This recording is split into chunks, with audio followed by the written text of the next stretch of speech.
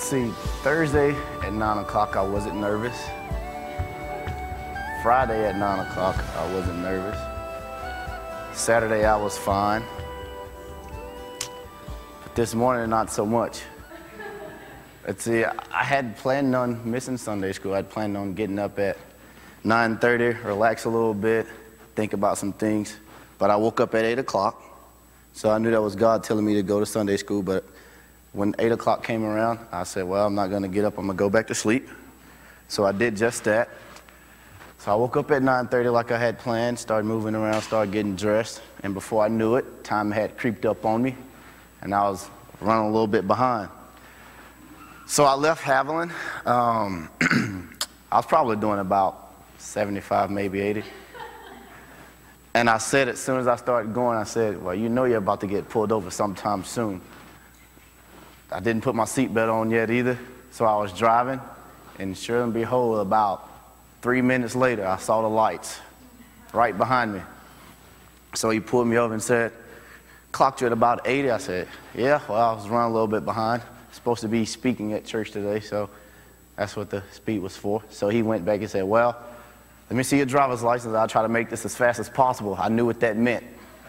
Right then and there, I knew what that meant. So he takes my license, goes to the back where his car was, comes back and said, well, I'm going to cut your brake here. Instead of giving you this $180 ticket, I'm going to give you this $10 ticket for no seatbelt. So he gave it to me when he pulled off, and I just heard this little voice in my head. See, when I tell you to do something, you do it. Or next time, it won't be that nice. So, you know, moral of that story is if God is telling you to do something, you know it's him telling you, you probably better do it. But I've been thinking about what I was going to do, what I was going to say for a while, and I've tried to do this a couple of times, but my words would get stuck. I would rush through it, and I wouldn't say what I knew God wanted me to say. And, you know, Pastor said I could give a testimony, and I knew that would be easy because I've done that plenty of times. So I decided that I was going to actually this time do what God has called me to do, and that's, I don't like to use the word preach because that term scares me a little bit. I'll admit that, pastor, preacher, all that stuff. So I like to think of myself as a motivational speaker. I'm good with words and talking to people, but you know, I don't think preacher is my strong suit. Not at this point, anyway. So I got a few verses here that I'm going to read, and I'm going to talk a little bit about. But one of the things I was reading online in this, just reading a lot of different things and put this thing together, and it said, God only puts us through as much as we can handle. So the people who struggle the most have been chosen by God to be the strongest ones. And I think about everything that's going on around the world today, and I think about the things that are going on in my family and the things that are going on within my community, and I think about like how I like to complain about some of the small things that I go through, and there's a lot of people out there who are dealing with things way bigger than what I deal with, and I just think about how God has chosen those people to be his tools in that area, to be the ones that will be able to handle that, because there's going to be sometimes in some situations where you have a lot of people around you that can't handle those certain things. So when they see you handle them, that just reassures them that they may be able to one day. But anyway, I was thinking about a lot of stories, thinking about how I wanted to present this open, and like I've been blessed to be around a lot of athletes. My youth group is filled with athletes, so when we do youth group, it's been kind of easy for me to do messages because, you know, it's something that I can relate to. It's something that I know a lot about. And I could have made this sports, well, it is going to be sports related, but it's not going to be all sports related. It's going to be about life and just, I wanted to title it God versus the World, God, who is God more important than the things we deal with every day as far as work, school, sports, everything. So I was thinking about a story of mine that happened to me my senior year of basketball. My junior year, this is when I first got reintroduced to playing sports for God, doing everything that you do for God and not for yourself.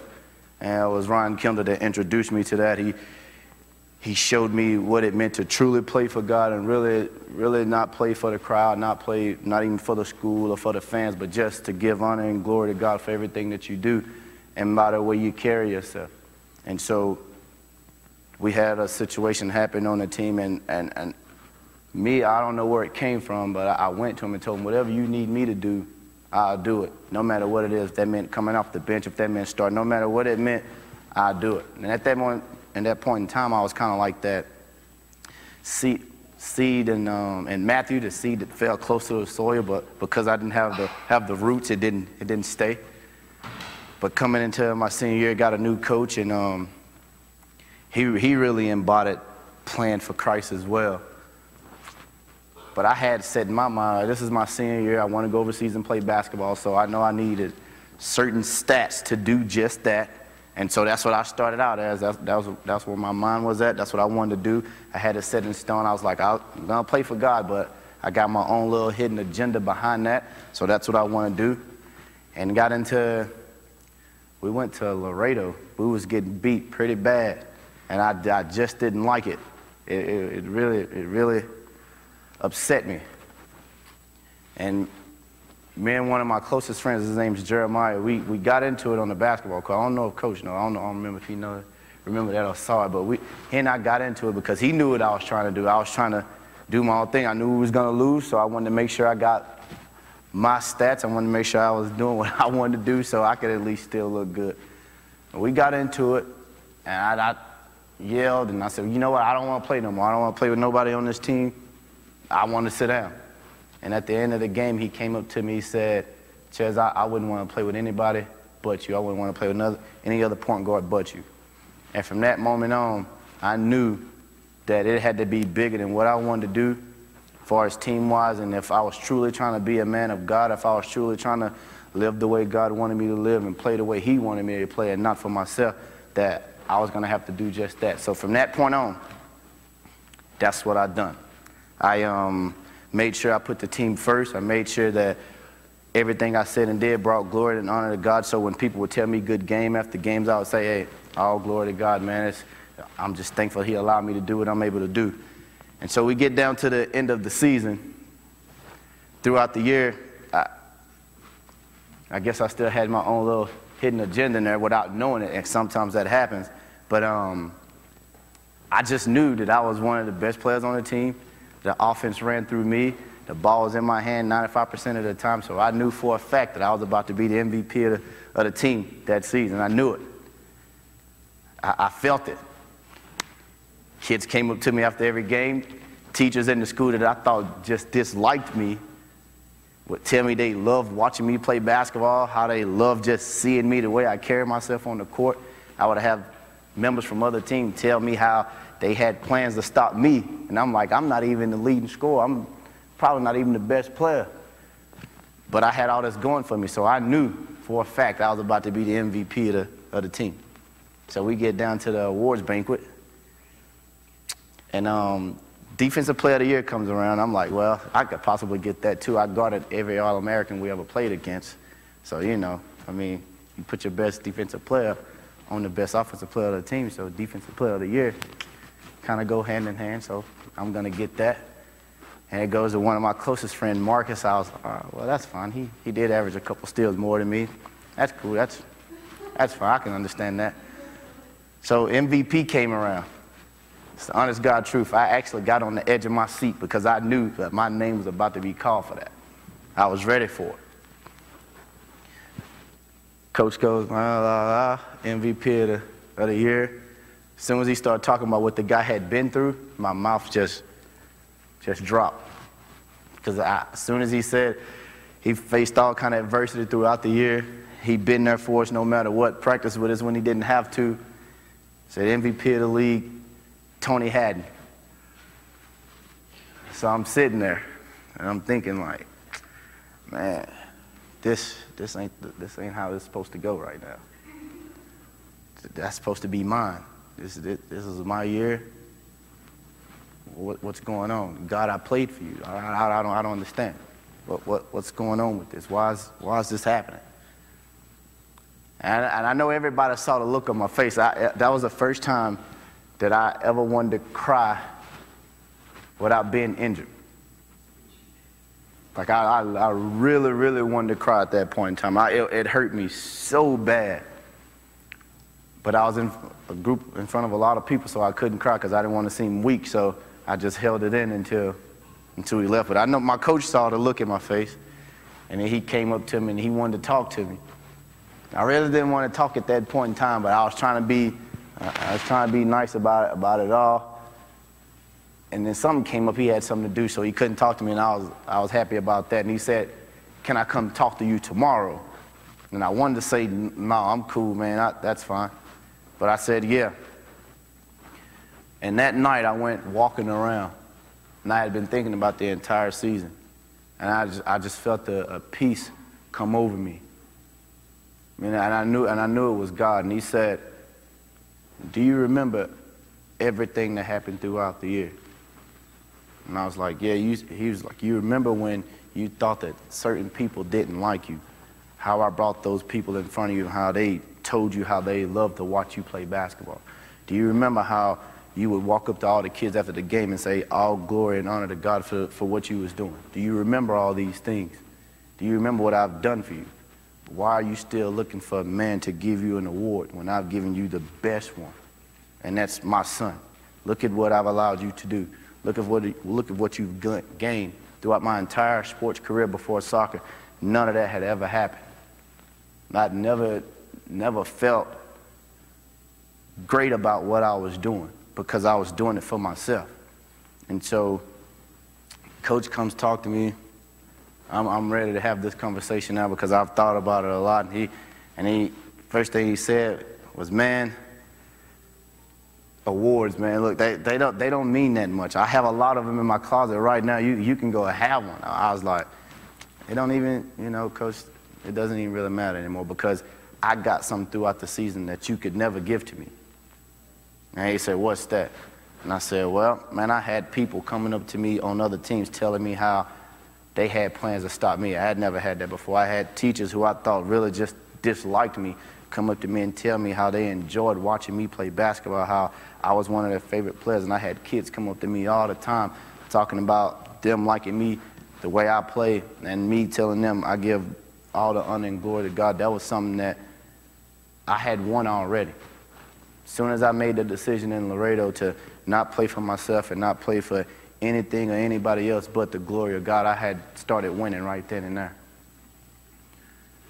And so it got me to thinking about what I've done since then. And I went to Belgium on another mission trip, or my first mission trip overseas, to go and have basketball camps to teach kids how to play the game of basketball the right way, but also how to play with a purpose, which is play for Christ and in everything that you say and do on and off the field or on and off the court. And I had not a lot of people know this, but I had an opportunity to play professional basketball when I left Belgium.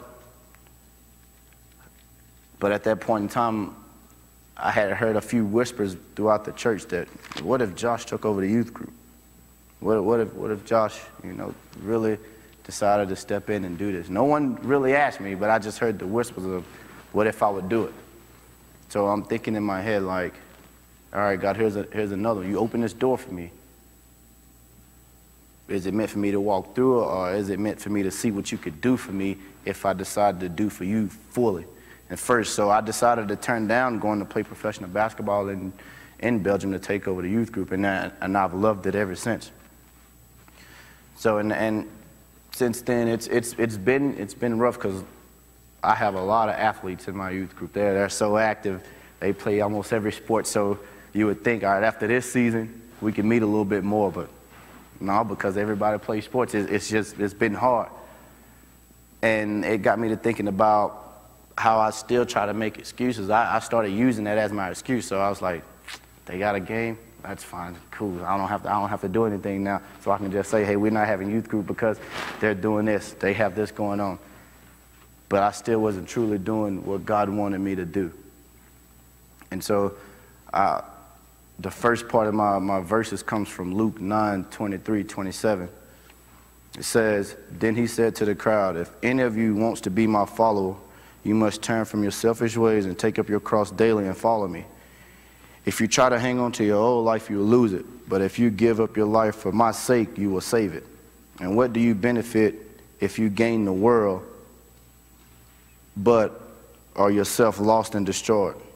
And if anyone is ashamed of my message, the Son of Man will be ashamed of that person when he turns in his glory and in the glory of the Father and the holy angels. I tell you the truth.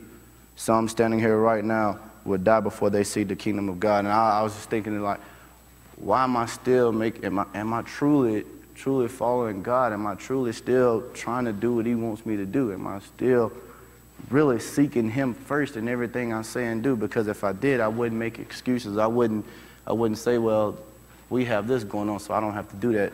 Honestly, in my eyes, I was still being a little bit selfish because I allowed that to be the excuses not to do what God has called me to do. So I started thinking, God, what do I truly need to do to truly follow you, to truly just let go of everything that I hold on to and stop talking about and semi-following you. It's kind of like I said in that verse in Matthew where the seed fell close to the soil, but because it didn't have any roots, it couldn't truly grow. And that's where I was stuck at. Like I would hear things, I would do things, and it would feel good at that point in time. But when that time frame was over with, then I stopped. It was over with. So I never really had any roots to dig deep and really find what God was really calling me to do. So I started back having youth group no matter what. I said, even if it was just one, I'm going to do what God has called me to do and not worry about what happens or what's not going to happen. Whatever's going to go on is because God had already had that plan. So who am I to not do what God has called me to do? Who am I not to be what God has placed me to be at? If I'm truly trying to follow him, if I'm truly trying to go in the direction that he wants me to go. So I think about that in life, how sometimes we make excuses all the time. How we say one thing, but then we turn around and do another. And the next verse is going to come from Matthew 21:22.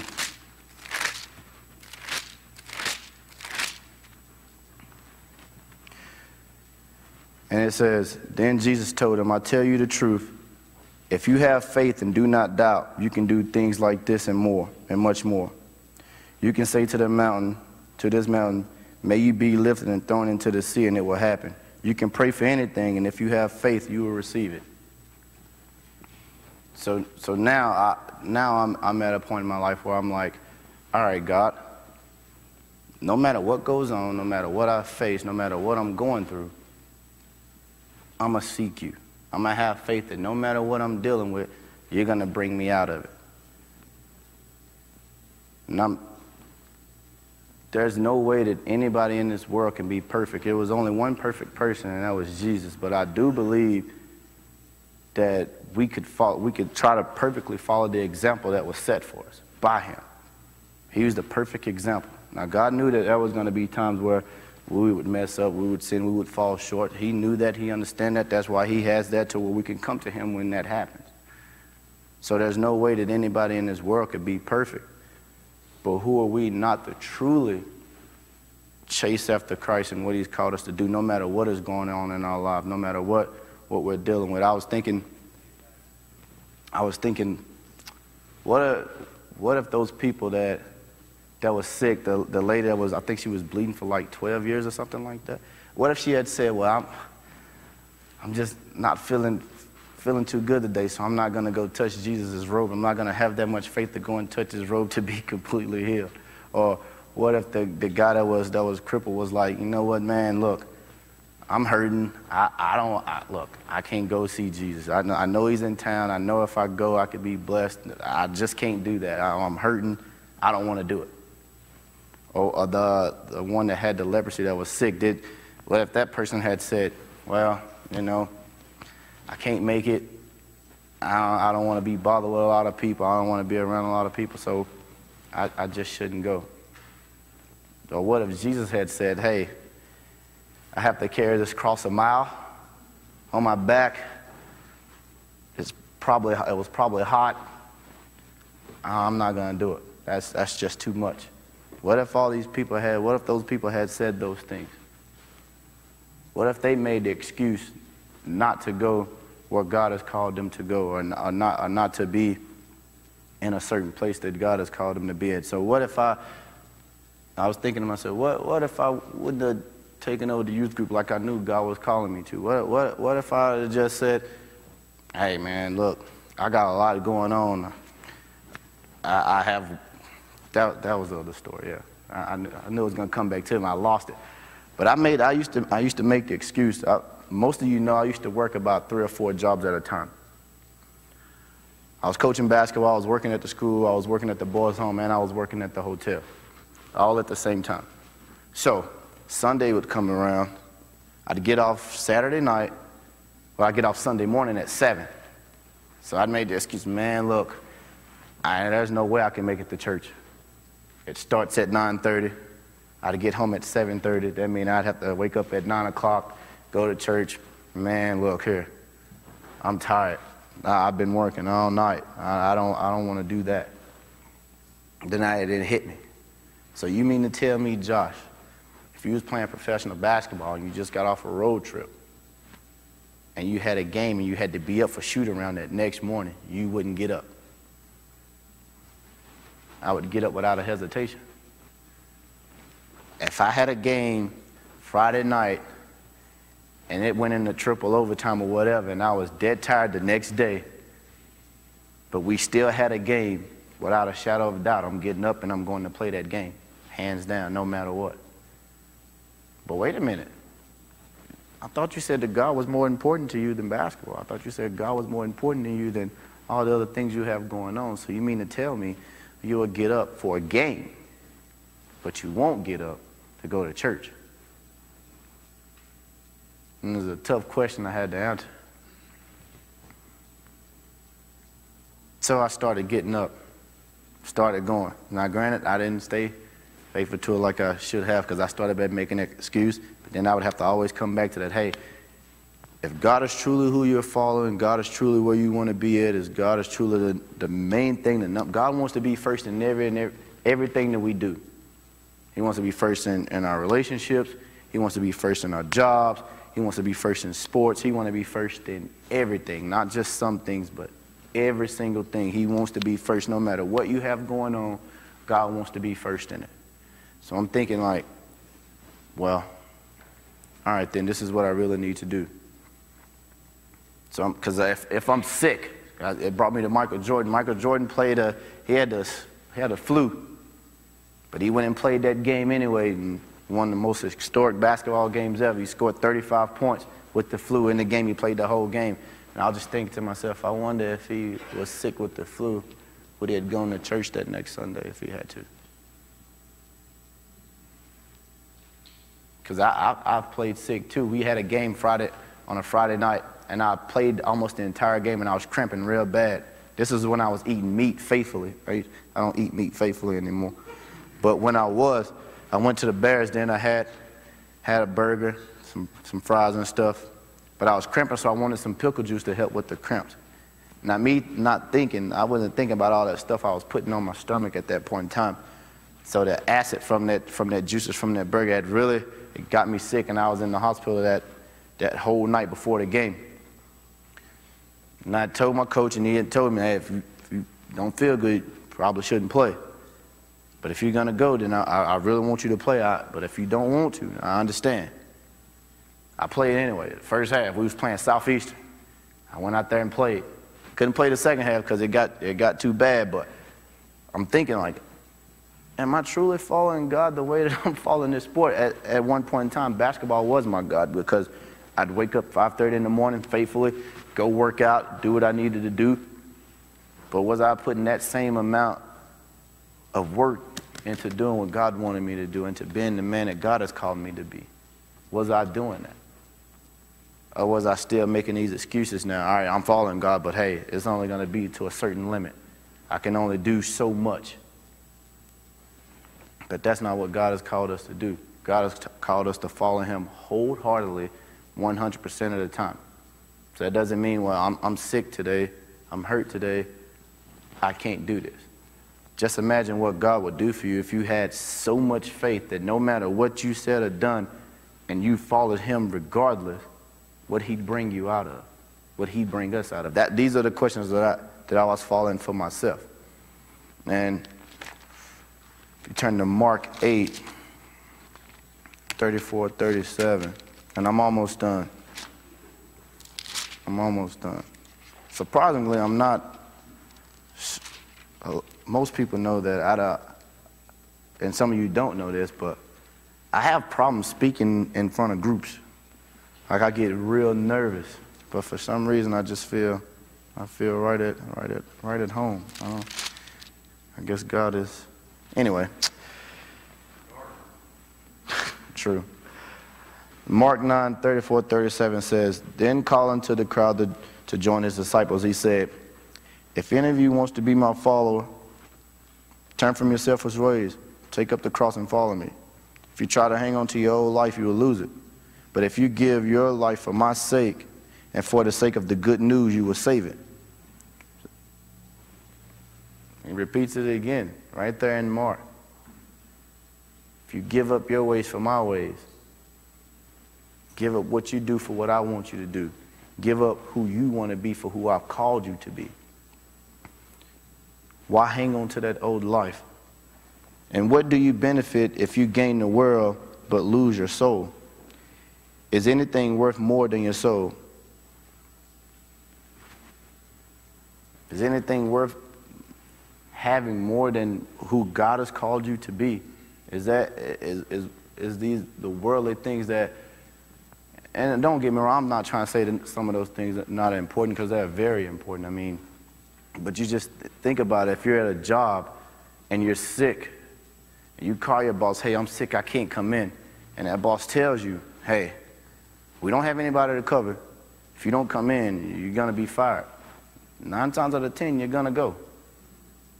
So, and let's just say you got a boss that compromises. What if he tells you, hey, all right, well, look, you still got to come in, but I need you to come in for about an hour. Then you can go home. Now, I've learned over these last few years that there's no better place to be when you're sick or hurt or anything than in church. And church lasts about an hour almost. About an hour. So, like, why wouldn't you want to be in the presence of God? Why not have what God truly wants you to have? Why shy away from that? Why shy away from the greatness and the goodness that God is willing and ready to show you if you truly just come to him? Which brings me to my last verse, and it's become one of my favorite ones, because as many as you know, I'm getting ready to go to Germany. But for some odd reason, and here's another example, when people ask me about it, the first thing I said was, well, I'm going to play for a professional basketball contract, which is true. But then I say, but I also get to do a mission trip, which it should have been, I'm going to Germany on this mission trip, but I also get a chance to play for a contract because I'm following what he wants me to do. But somehow, some way, I made that all about wanting to play professional basketball instead of what I'm truly going there for, which is the most important thing. I could care less if I got that basketball contract or not. I care more about trying to reach those kids out there, or those adults out there, whoever going to be out there. That should have been my main focus, but somehow I let that slip away. But I tell you this, friends, if you truly follow God, if you truly just submit 110% to him. And it's especially for athletes. There's not a lot of Christian athletes out there in the world. The world is changing, but I think it's going to start changing for the better for Christian athletes as well. We're gonna start stepping up in these areas because it's our time. It's our time, and I really feel that. And Jeremiah 29:11 starts out saying, "For I know the plans I have for you, says the Lord. They are plans for good and not for disaster, to give you hope, to give you future and a hope." And 12 goes on and says, "In those days when you pray, I will listen. If you look for me wholeheartedly, you will find me. I will be found by you." It tells us right there. And I love 12 and 13 so much. In those days when you pray, I will listen. He's telling you right there, if you truly follow him, if you truly just give your all to him and have so much faith in him that no matter what you're going through, no matter what you're dealing with, he is going to be there with you.